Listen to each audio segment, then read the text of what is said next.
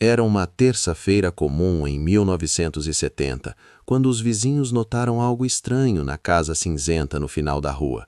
Não havia sons, nenhum, nem vozes de crianças, nem música, nem o barulho comum de uma casa habitada. Apenas silêncio absoluto, como se aquele lugar fosse um túmulo disfarçado de lar. A polícia foi chamada por uma denúncia anônima.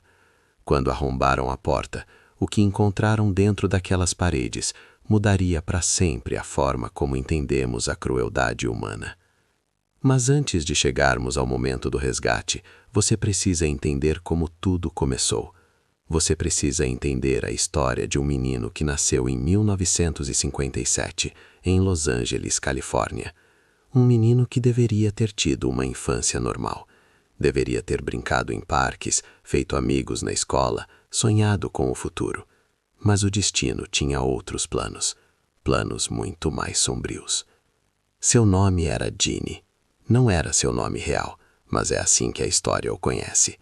Seus pais tinham um segredo que guardavam como se fosse ouro, um segredo tão perturbador que quando finalmente veio à tona, cientistas, psicólogos e autoridades não conseguiam acreditar que algo assim era possível em pleno século XX, em uma das maiores democracias do mundo.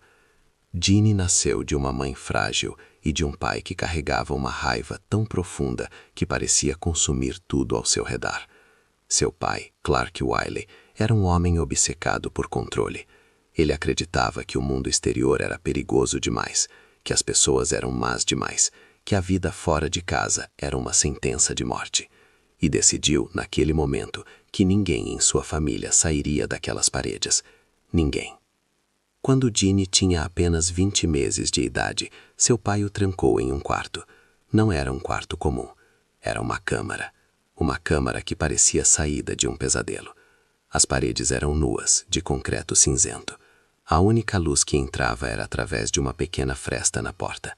Não havia brinquedos, não havia livros, não havia nada que pudesse estimular a mente de uma criança em desenvolvimento. Durante o dia, Ginny era amarrado a um vaso sanitário. Sim, você ouviu certo.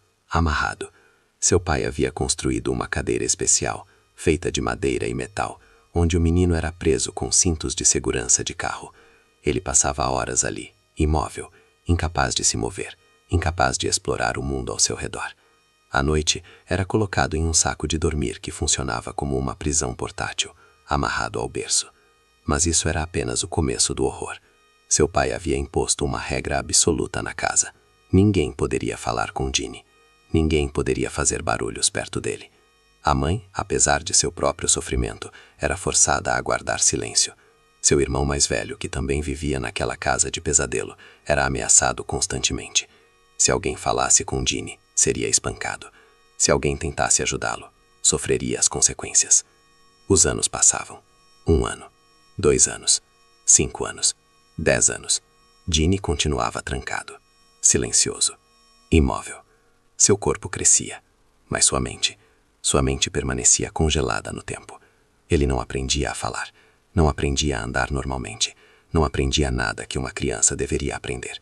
Era como se seu pai estivesse tentando criar um robô, uma máquina sem emoções, sem vontade própria, sem alma. O isolamento extremo deixava marcas profundas.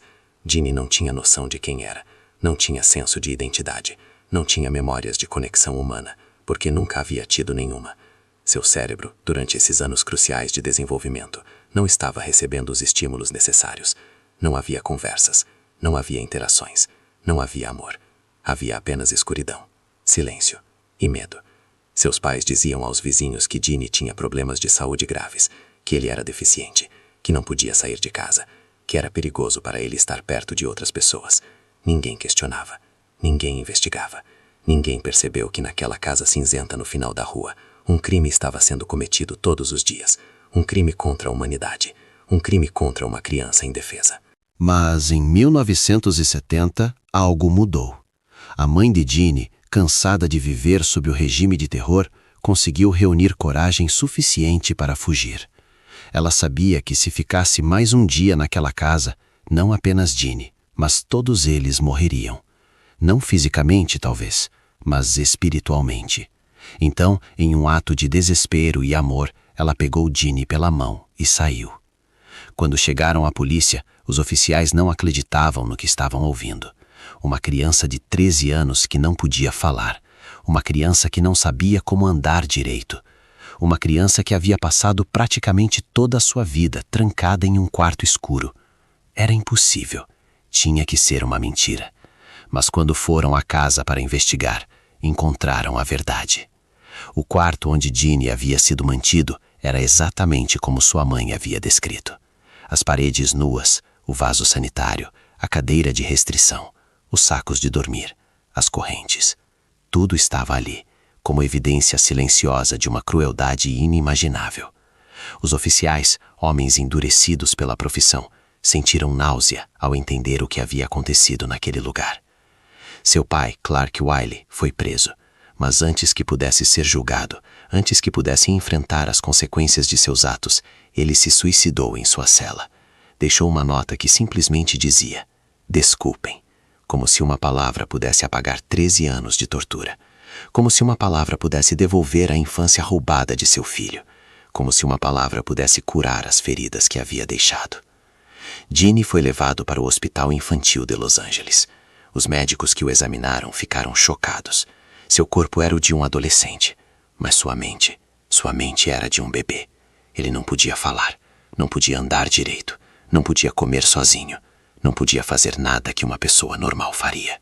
Era como se seu desenvolvimento tivesse sido completamente interrompido.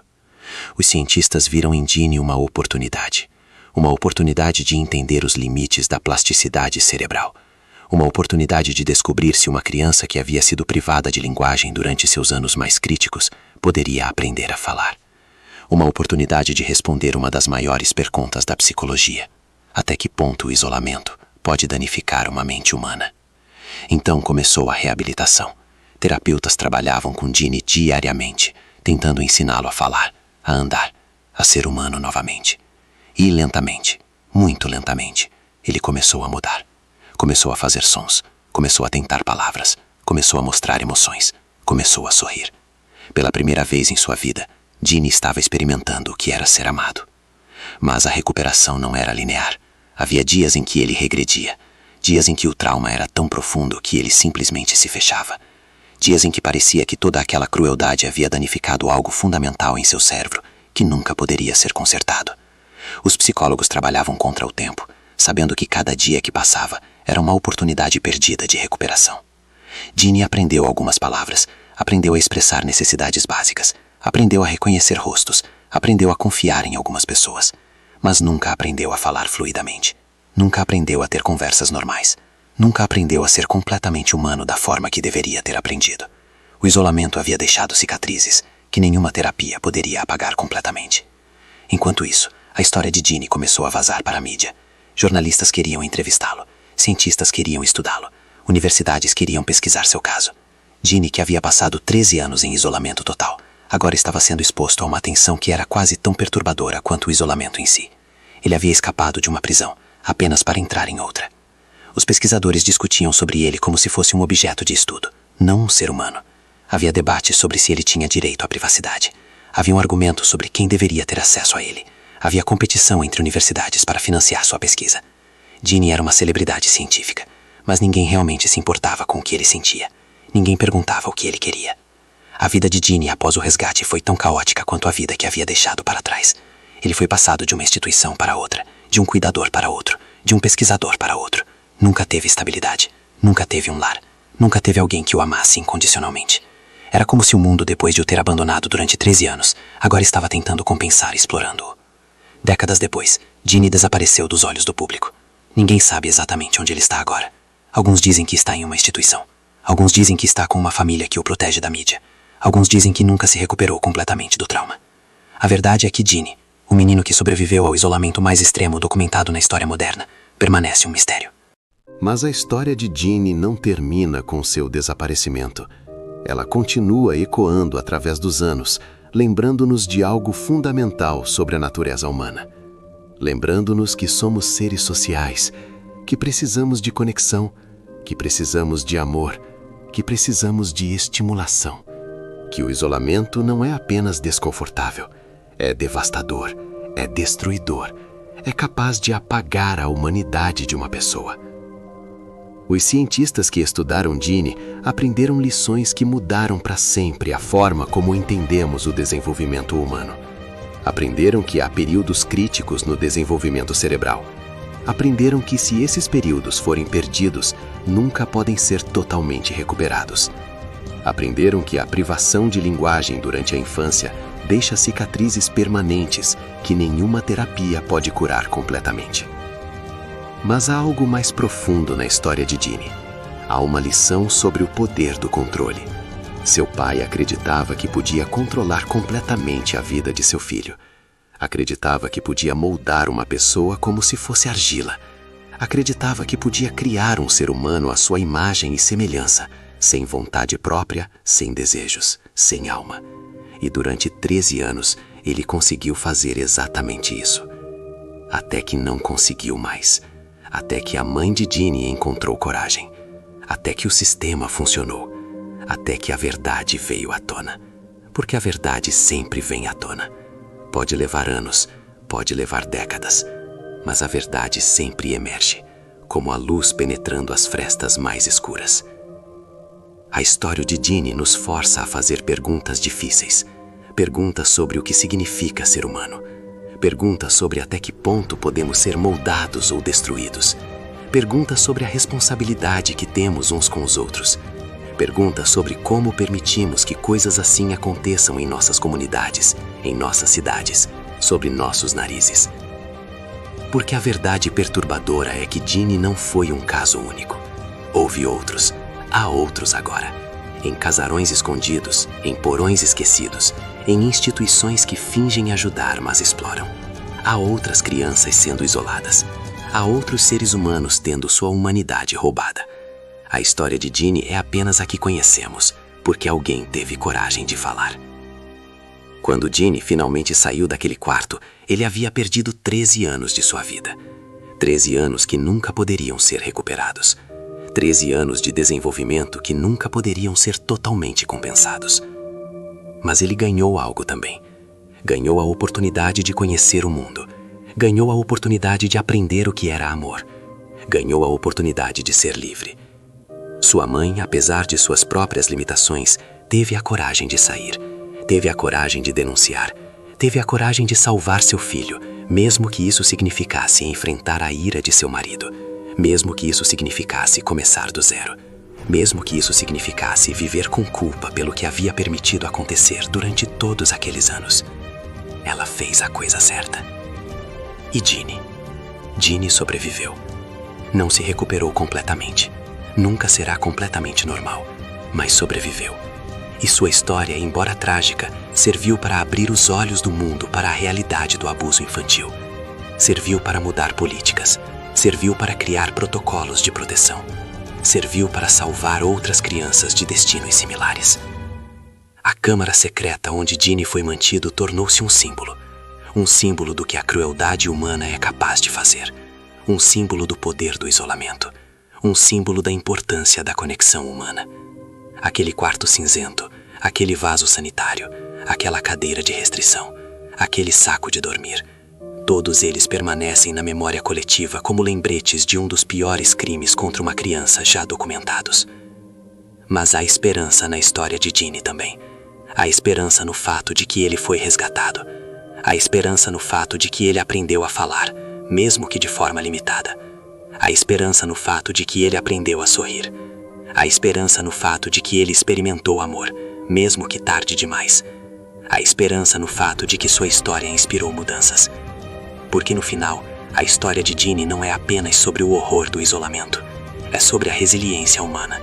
É sobre a capacidade de sobreviver mesmo quando tudo parece impossível. É sobre a importância de conexão. É sobre a importância de amor. É sobre a importância de nunca desistir, mesmo quando as circunstâncias parecem desesperadoras. Então, quando você pensa em Ginny, não pense apenas no menino trancado em um quarto escuro. Pense no adolescente que aprendeu a falar. Pense na pessoa que aprendeu a sorrir.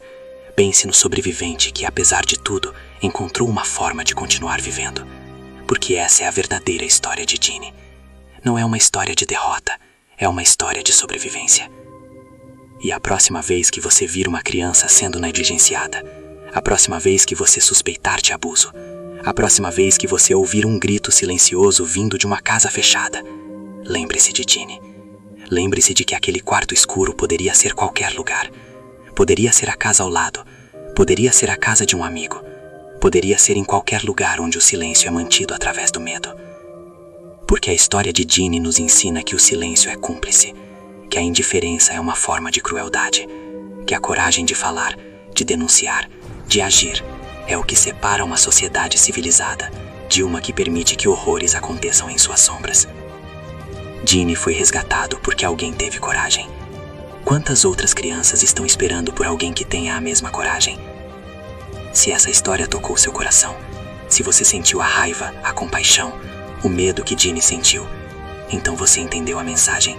Você entendeu que por trás de cada história de horror há uma pessoa real, há um ser humano que sofreu, há uma vítima que merece ser lembrada não como um caso de estudo, mas como uma pessoa que importa. Inscreva-se no canal Sombra e Glórias para mais histórias que a história oficial tenta esconder. Histórias de pessoas que foram esquecidas, histórias de crimes que foram encobertos, histórias de verdades que emergiram das sombras. Porque na escuridão há sempre histórias esperando para serem contadas. E nós estamos aqui para contá-las. Comente a palavra liberdade se essa história te chocou tanto quanto nos chocou.